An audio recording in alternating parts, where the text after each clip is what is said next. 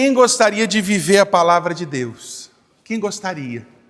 Pastor, eu gostaria de viver a palavra de Deus. Então vamos lá, vamos viver.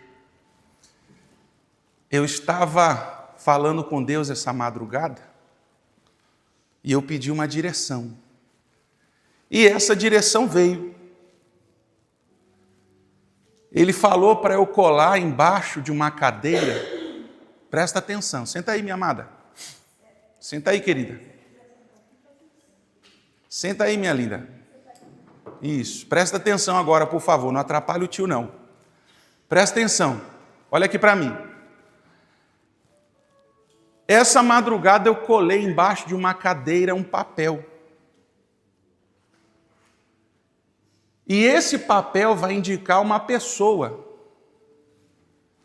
que fala mal de Deus. Presta atenção. Eu colei um papel embaixo da cadeira, de uma cadeira. E essa cadeira mostra uma pessoa que fala mal de Deus, fala mal de mim, fala mal da obra de Deus. E ela está aqui no nosso meio.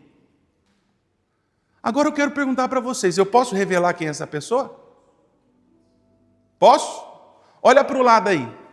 Você desconfia de alguém? Você desconfia de alguém? Pensa aí, você fala mal de Deus, fala mal de mim? Porque eu vou revelar essa pessoa hoje. Nunca fiz isso na vida, mas eu vou fazer isso hoje. Porque é necessário para dar de exemplo. Talvez essa pessoa nunca mais volte para a igreja, não tem problema. Porque ela é Satanás e está aqui no nosso meio. E é necessário, não é necessário fazer isso? Passa a mão aí embaixo da sua cadeira. Passa a mão aí embaixo da sua cadeira. Achou? Não achou? Faz assim, ó.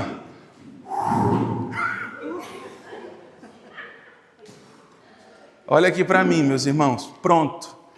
Te fiz viver a Bíblia. Assim foi na Santa Ceia. Se você tinha dúvida como era a Santa Ceia, esse era o clima. Acabei de te fazer viver a Santa Ceia. Não coloquei nenhum papel não, fique em paz, meus irmãos. Você acha que eu sou doido de fazer uma coisa dessa? Mas aquele que fala mal de mim, deu uma gelada, ou não deu? Hã? Quem fala mal de Deus, na hora falou, pronto, danou-se. Agora me pegou. Foi exatamente assim na Santa Ceia. Jesus disse assim, entre vocês um é diabo. E os discípulos começaram a ficar como? Meu Deus, quem é? Quem é? Quem é? Quem é? Ai, agora o bispo Tiago vai acabar com tudo, vai escandalizar a igreja. Foi esse o sentimento que havia na Santa Ceia. Só que a Santa Ceia na igreja hoje não tem nada com isso. As pessoas não pensam em nada disso, não sabem nem o que é a Santa Ceia. Mas hoje eu vou fazer de tudo em curtas palavras, vou tentar ser o mais breve possível, mas eu vou te ensinar o que é a Santa Ceia. Vamos lá. Mateus 26, versículo 20. Pastor do céu, quase que eu infartei. Quase. Meu coração acelerou, falei, agora que eu vou ser humilhada na igreja. Hã? Imagina, já estava imaginando saindo igual Chaves, com a trouxinha nas costas, né? Mateus 26, meus amados, Mateus 26, versículo 20, Mateus 26, 20. Encontraram? O traidor é o quê? Indicado. Ao cair do quê? Da tarde, Jesus pôs-se à mesa com os 12 discípulos. Enquanto comiam, Jesus disse, em verdade lhes digo, que um de vocês vai o quê? Vocês estão lembrando de alguma coisa? De uns minutinhos atrás, né? Qual foi o sentimento? Qual foi o sentimento que eles sentiram quando Jesus falou isso? Você sabe. medo, ansiedade, preocupação. Um aqui vai me trair. E eles, muito entristecidos, começaram um por um a perguntar-lhes: por acaso seria eu? Será que é eu, Senhor? Jesus respondeu: o que comigo põe a mão no prato vai me trair. O Filho do Homem vai, como está escrito a seu respeito. Mas ai daquele por quem o Filho do Homem está sendo o quê? Traído. Melhor seria para ele que nunca tivesse o quê? Nascido. O alerta foi pesadíssimo. Melhor seria para ele nunca ter nascido.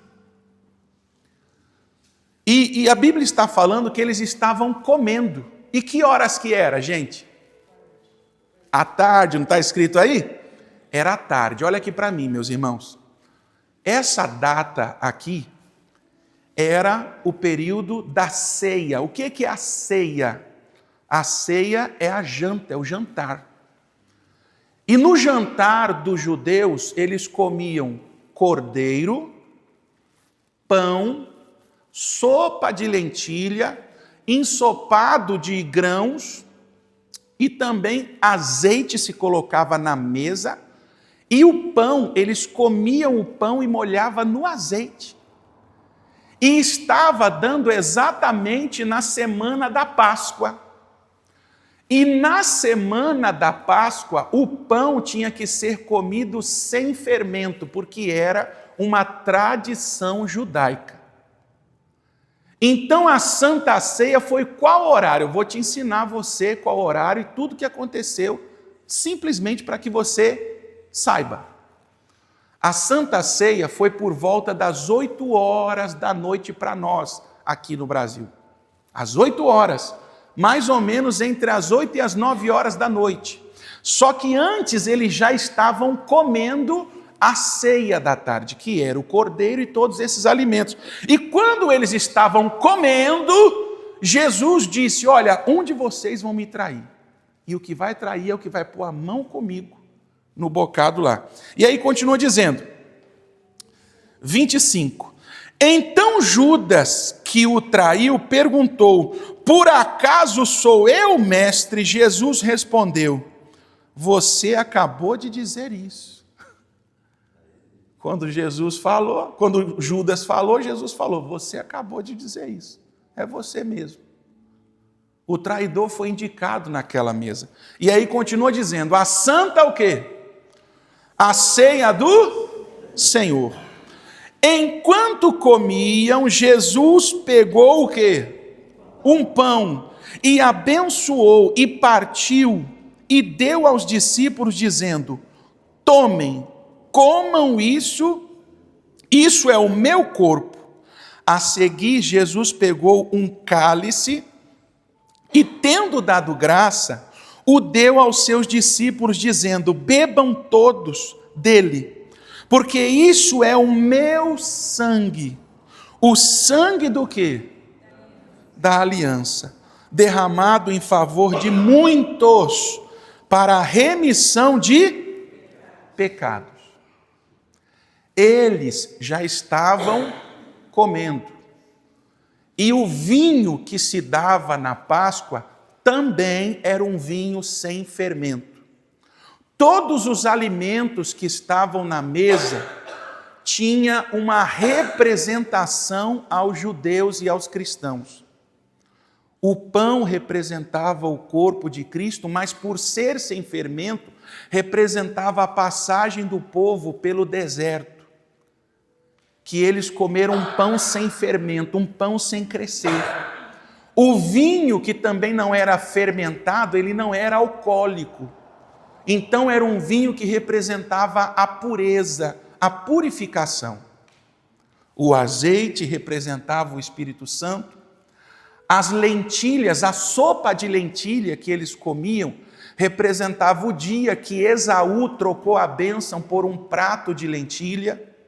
O cordeiro que eles comiam na Páscoa e na ceia, representava o cordeiro pascual, no qual pegaram o sangue e passaram na verga da porta, e todos os primogênitos não foram mortos. Então era uma cerimônia sacra, uma cerimônia muito espiritual para aqueles que viviam a fé. E naquele momento, Jesus terminou a consagração principal da ceia, pegando o pão que estava na mesa, partindo o pão, cortando o pão, e era um pão que ele era comprido, parecia uma pizza o pão. O pão sírio, ele parece uma pizza, grande assim, ó, a massa da pizza. E ele partiu o pão porque era assado na areia quente. E eles partiram, Jesus partiu o pão e deu para os discípulos e disse para ele: esse pão é o meu corpo que é dado por vocês. Quem comeu? Todos os discípulos, inclusive o traidor, Judas. Jesus pegou um cálice, serviu aos discípulos e disse: esse cálice, esse suco de uva, esse vinho aqui sem mistura, representa o meu sangue, é o meu sangue da aliança que eu estou fazendo com vocês. Uma coisa que eu observei, meus irmãos, que eu ainda vou confirmar exatamente, mas eu não me lembro no Velho Testamento Deus falar sobre o reino, sobre salvação. Alguém se lembra disso?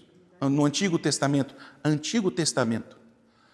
No Antigo Testamento, quando Deus falava com Abraão, ele falava assim, ó: eu vou fazer a sua descendência abençoada, a sua descendência vai ser poderosa na terra, benditos serão todos os seus filhos, mas Deus não disse assim: todos vocês serão salvos. Eu não lembro. O Antigo Testamento não fala da salvação explicitamente. Mas é claro que aqueles que serviram a Jesus e a Deus foram salvos.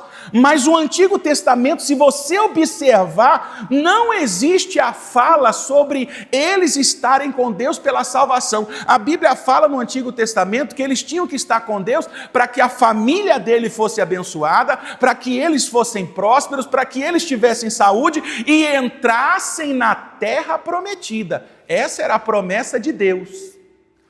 Mas quando Jesus veio ao mundo, foi ele quem disse sobre o reino de quem? Dos céus. E sabe o que ele disse sobre o reino dos céus? Quando eu for para lá, eu vou preparar um lugar para vocês. Quem prepara o lugar para nós no céu é Jesus Cristo. Nós temos que entender que o sacrifício de Jesus foi ele demonstrando aos seus discípulos, aos seus seguidores e a todos aqueles que crescem que existe ressurreição. Que uma pessoa que morre vai ressuscitar.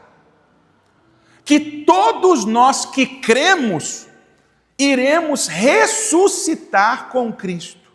E existe um lugar preparado para todo aquele que crê. Diga graças a Deus.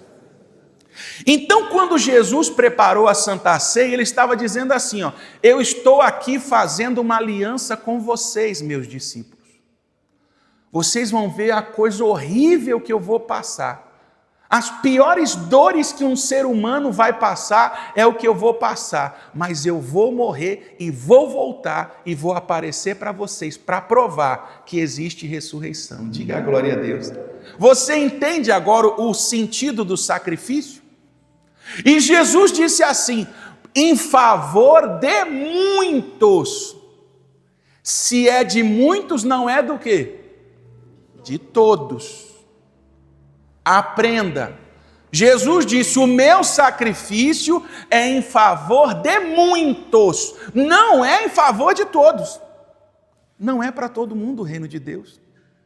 Tanto que se fosse para todo mundo, estaria todo mundo aqui. Diga graças a Deus. Todo mundo nas igrejas buscando a Deus, ceando com Deus. E Jesus fez aquele pacto para demonstrar a eles tudo que iria acontecer. Eles se entristeceram, ficaram angustiados, e aí continua dizendo, vamos lá. Não te paramos? 29. E digo a vocês que desta data, dessa hora em diante, nunca mais beberei desse fruto da videira, até aquele dia em que beberei com vocês o vinho novo, no reino do meu Pai. O vinho novo no reino do meu Pai. E tendo cantado um hino, saíram para o monte do quê? Das Oliveiras. Chegando no monte das Oliveiras, Pedro disse assim: de modo nenhum eu vou te deixar. Judas já tinha sido indicado. Todos sabiam que Judas era o traidor. Mas Pedro, ele queria dizer para Jesus, demonstrar para Jesus que ele jamais faria aquilo. Que ele estava com Cristo para sempre, que ele não iria abandonar. E Jesus olhou para ele e falou: Pedro, Pedro, você vai me negar 3? Antes do galo cantar, você vai me negar 3 vezes. 3 vezes. Então eu quero que você tenha isso em mente. Todos os discípulos que estavam ali eram pecadores. Todos que estavam diante da ceia tinham falhas.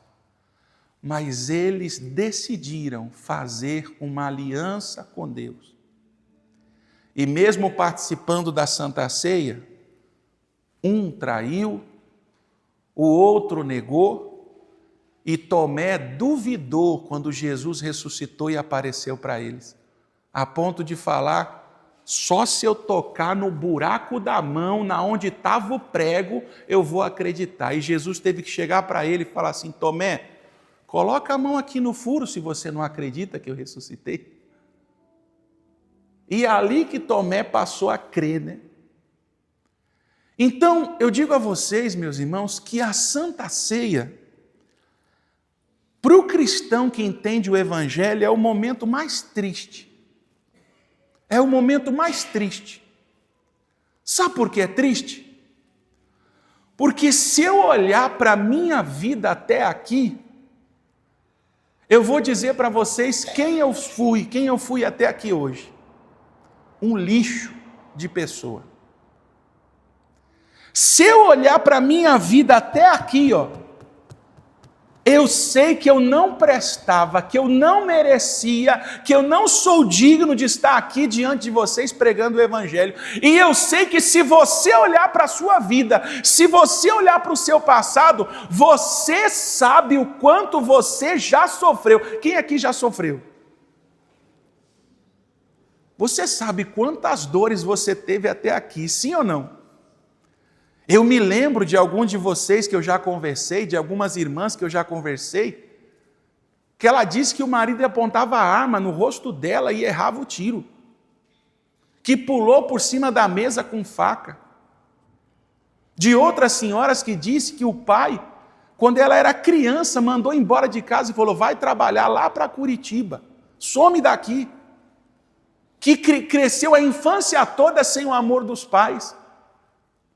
O que é isso? É o fruto do pecado da humanidade, dos homens, das pessoas. Fazem os outros sofrerem, sentirem dores, serem felizes, não ter paz. Fora as pessoas que sofreram violência sexual, violência doméstica, muitos de vocês que já se envolveram com droga, com bebida, com vício, que tiveram uma vida de dissolução, uma vida arruinada. Mas quando você entrou na presença de Deus, Deus mudou sua vida. Quem aqui Deus mudou sua vida? E quem fez isso? Foi a igreja? Foi o Cristo que você passou a crer. A minha casa era destruída. Minha mãe frequentando o terreiro, meu pai alcoólatra, bebendo. Batia na minha mãe, um sofrimento que não tinha fim, pobreza, dificuldade, uma vida horrível. E ao largo dos anos, quando a minha mãe buscou a Deus e encontrou com Jesus, ela começou a levar um a um a presença de Deus. Primeiro minha irmã, depois eu. E eu fui salvo desse mundo. O destino que era para mim, Deus mudou. Diga a glória a Deus. Deus mudou o destino de muitos de vocês, porque muitos de vocês já era para estar mortos. Se você não sabe disso, já era para você estar morto. Já era para eu estar morto há anos atrás. E eu vi familiares meus morrer. Eu vi primo meu mais novo do que eu infartar e morrer. E eu tinha certeza que aquele era o meu destino. Aquele era o meu destino. Mas quando eu entrei numa igreja e ouvi o pastor falar que Jesus entregou a vida na cruz por mim, para que eu acreditasse na ressurreição, e que quando ele se entregou na cruz, foi para tomar todos os meus pecados. E tomar o pecado não é só tomar o seu pecado, porque a gente pensa assim, né? Poxa, Jesus se entregou na cruz, ele vai perdoar o meu pecado. Você acha que o seu problema é só o seu pecado? Olha aqui para mim, meus irmãos.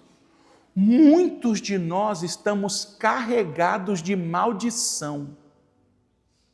Maldição hereditária, maldição de praga rogada, de gente que tem inveja de você, de gente que fez trabalho de macumba para te destruir, de maldição de pais que serviram ao diabo e te ofereceram a Satanás. Eu mesmo fui apresentado a uma mãe de santo, arranquei vários dentes no colo de uma mãe de santo.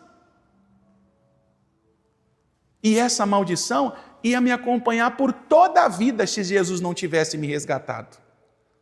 Mas quando ele se entregou na cruz, ele agarrou as minhas maldições, tirou do meu corpo e colocou sobre ele. Diga a glória a Deus. Entende agora? Você é livre de todo o mal que poderia te destruir. Você que assume essa aliança, você que assume um compromisso com Deus, Deus está te salvando de todo o mal que pode acometer a sua vida. Então não é só uma questão de pecado, meu irmão. Olha quanto livramento você está recebendo hoje. Quantos acidentes que Deus te livrou, quantas enfermidades que eram para ser mortal, para te destruir, Deus te livrou. Ah, pastor, mas eu já sofri muito, mesmo na presença de Deus. Saiba, você é fruto da misericórdia de quem? Porque eu já disse a vocês e torno a dizer, o sofrimento do crente não é para o mal, meus irmãos. Qual é o maior sofrimento que pode acontecer na vida de uma pessoa? Quem sabe? Qual é a pior coisa que pode acontecer com uma pessoa? Exatamente. A pior coisa não é a morte? Sim ou não? Quando Jesus estava numa cidade próxima de Jerusalém, as irmãs Marta e Maria chegaram para Jesus e mandaram um recado. E falaram assim, ó, Lázaro, a quem você ama, está muito doente. Ele está morrendo. Jesus dizia assim, essa doença não é para a morte, essa doença é para a glória de quem? E o que aconteceu com Lázaro antes? Ele o quê? Morreu. A pior coisa que podia acontecer com uma pessoa aconteceu com Lázaro. Lázaro morreu. E sabe o que Jesus disse? A morte dele não é para o mal, é para que seja glorificado Deus através da minha vida, Jesus disse. Olha que coisa extraordinária. Até a morte não tem poder diante de Jesus Cristo. Jesus o ressuscitou. Jesus ressuscitou Lázaro que estava morto, para provar que ele ressuscitava. Quando ele ressuscitou Lázaro, ele disse aos seus discípulos, com aquele ato, com aquela atitude, ele disse assim, o mesmo eu posso fazer com vocês. Eu tenho o poder de tirar a vida e tenho o poder de dar. E Jesus disse, quando eu morrer e ressuscitar, eu vou voltar para ficar aqui com vocês para mostrar. E Jesus se sentou à mesa com os discípulos e comeu de novo, mas já era dia, então já não era mais o jantar, já não era aquele alimento, e não era a hora do vinho. Por isso que Jesus disse, eu não vou mais tomar vinho com vocês. Mas quando ele apresentou para os discípulos, ele disse assim, agora eu preciso. Vocês estão vendo? Agora vocês acreditam que eu ressuscitei? Os discípulos, agora eu creio. E cheios de alegria, eles olhavam e falavam assim, agora eu creio. Aí Jesus disse, então tá bom. Então agora eu vou. E dessa vez eu vou lá, porque eu preciso preparar um lugar para quem? Para vocês. Eu preciso preparar um lugar para vocês, mas vou enviar o Espírito Santo. A terceira pessoa da Trindade eu vou enviar a vocês. E ele vai estar com vocês em todo o tempo. Ele vai te guiar, vai te orientar, vai te conduzir, vai te ajudar. Você nunca vai estar só. Hoje nós temos o Espírito Santo. E Jesus, o que Jesus está fazendo? Ele está preparando um lugar, diga glória a Deus. Há um lugar para você. Mas pastor, eu estou aqui na igreja, mas ainda tenho um vício. Olha aqui para mim, meus irmãos. Eu quero que você saiba, existe um lugar para você, no céu. Não desperdice esse privilégio. Ah, pastor, eu ainda estou no pecado, ainda estou indeciso, ainda faço muitas coisas erradas, a minha vida ainda não está bem com Deus.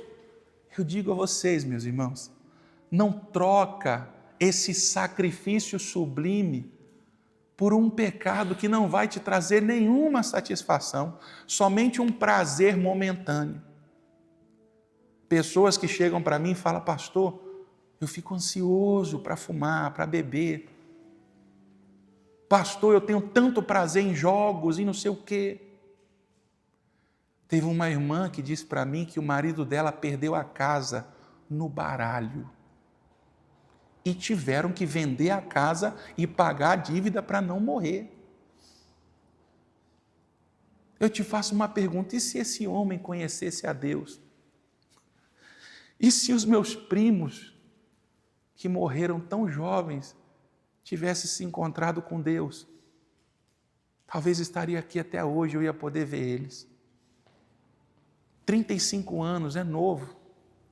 O meu outro, com 19, o Douglas, com 19 anos, foi assassinado na linha do trem. Nós dois tivemos chance de se batizar, eu e ele. Nós dois íamos para a igreja juntos. Só que a minha tia falou, você não vai se batizar, você vai ser profissional. Você não vai fazer FATEC, você vai estudar, vai ser alguém na vida, que esse negócio de igreja não dá futuro não. E eu fiquei na igreja de tecladista, de obreirinho na igreja. Não tinha salário, servia o pastor. O salário que eu recebia na igreja era o café da manhã, o almoço e a janta que o pastor me dava, porque eu ficava o dia inteiro na igreja. Mas eu estou vivo aqui até hoje, né? Diga graças a Deus. Meus irmãos, eu só tenho a agradecer o que Jesus fez por mim. Eu só tenho que hoje dobrar os meus joelhos e falar, Deus, obrigado porque o Senhor me livrou do inferno. E quanto mais eu servi a Deus, mais Deus fez por mim. Eu e minha esposa estava levando as nossas cachorrinhas na praça esses dias, e ela olhou para mim e falou assim, Tiago, rapaz, você acredita que a gente foi para Israel? Na Terra Santa?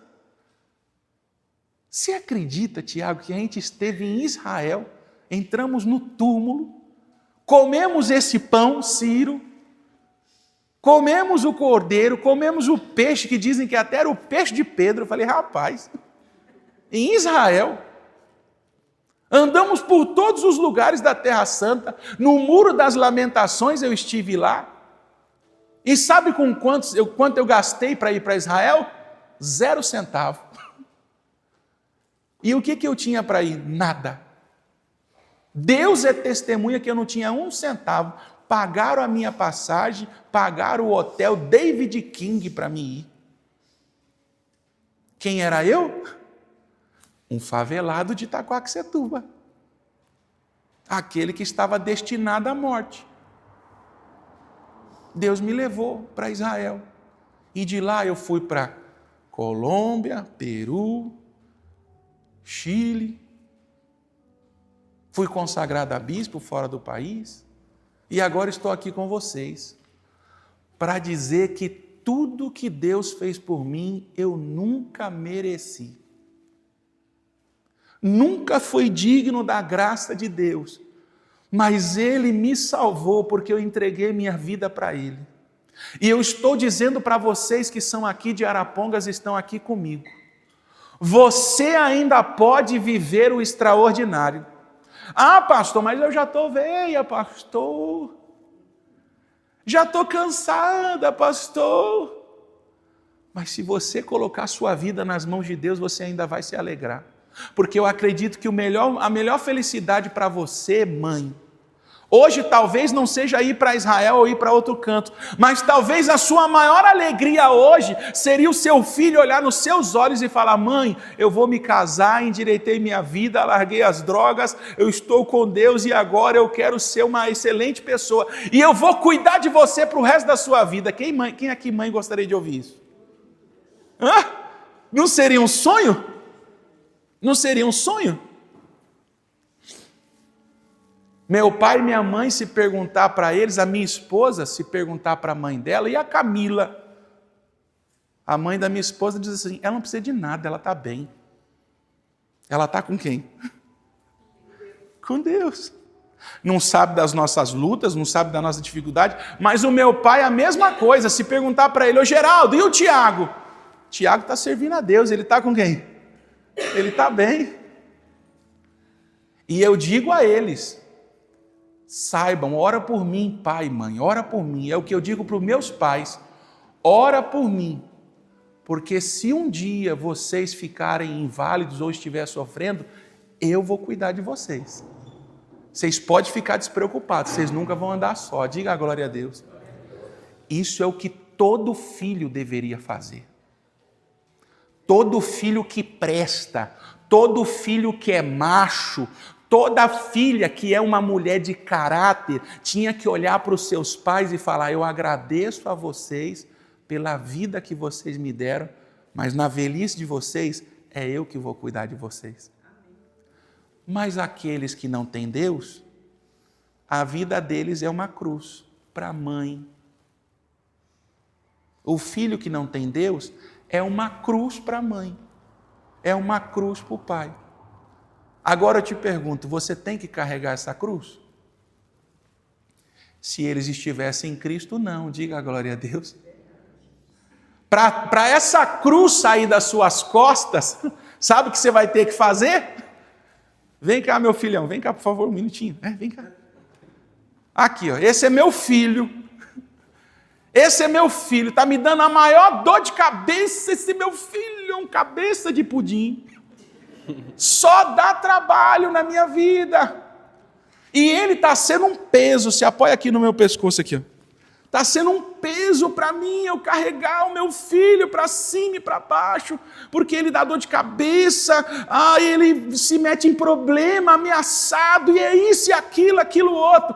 Pastor, o que eu faço? Leva ele até onde? Quem sabe? Até a cruz de quem? De Cristo. Leva ele até Cristo. Quando ele chegar em Cristo, você faz assim: toma aqui, Jesus. Toma. Quando você apoiar ele em Cristo Jesus e ele se dobrar sobre a cruz de Cristo, acabou seu peso, acabou seu fardo. Ele vai ser curado, obrigado, meu Deus, Deus lhe abençoe. Ele vai ser liberto, transformado, vai querer trabalhar, vai querer construir família, porque Jesus vai mudar o coração dele. Jesus vai mudar a mente dele. Os fardos que você está carregando não é seu. O peso que você está carregando não é seu. Tem homens aqui, meus irmãos, 70 e poucos anos de idade. Pastor, estou tendo que comprar o remédio para o meu filho, porque meu filho é alcoólatra, caiu, quebrou o braço, e eu estou tendo que gastar dinheiro com o remédio dele. E eu olho e falo: meu Deus do céu, esse vô aqui está se matando por quê, meu Deus? Está errado. Eu morro de tristeza. Olha aqui para mim. Eu morro de tristeza quando uma mãe chega para mim e fala: pastor, eu moro com a minha filha, ela não olha na minha cara. Pastor, meu filho está preso.